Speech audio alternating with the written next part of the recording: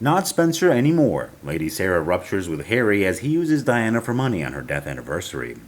It seems the Spencer family was really mad at the way Harry used Diana's death to make money. Recently, on the day of the princess's coaxing, Harry calmly released the movie Heart of Invictus with many details about Diana, which was criticized by many critics that he was trying to profit from the princess to make money.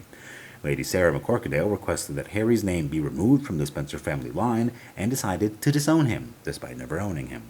Losing my mom at such a young age, the trauma that I had was never really aware of. Prince Harry's new Netflix docuseries, Heart of Invictus, is not focused on the royal. Rather, he uses his spotlight to tell stories of wounded veterans and how they found renewed purpose through sports and competing at the Invictus Games. Yet there are moments in which the Duke of Sussex gets personal, including in episode 2 when he discusses coming back from his second tour of Afghanistan and how that triggered trauma over his mother's death. My tour of Afghanistan in 2012, flying Apaches, somewhere after that, there was an unraveling, and the trigger to me was actually returning from Afghanistan. But the stuff that was coming up was from 1997, from the age of 12. Losing my mom at such a young age, the trauma that I had was never really aware of. It was never discussed. It was never discussed at all. I didn't really think about it, and I suppressed it, like most youngsters do. But when it all came fizzling out, I was bouncing off the walls. I was like, what's going on here? I'm now feeling everything as opposed to being numb. The biggest struggle for me was no one around me really could help at all. In episode 4, he discusses the trauma of Diana's death again, saying, I had that moment in my life where I didn't know about it, but because of the trauma of losing my mom when I was 12, for all those years I had no emotion. I was unable to cry. I was unable to feel.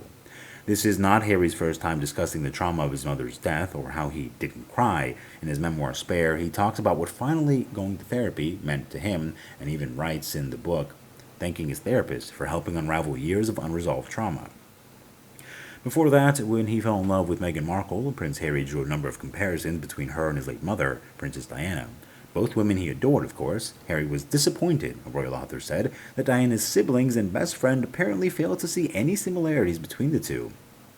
In his book Revenge, Meghan, Harry, and the War Between the Windsors, Tom Bower writes that not only did Earl Charles Spencer, Diana's only brother, Lady Sarah McCorkadale, and Baroness Jane Fellows, Diana's two sisters, and her close friend Julia Samuel fail to see any similarities between Meghan and Harry's late mother, as the prince reportedly hoped, but they thought that she would struggle to fit in with the royal family.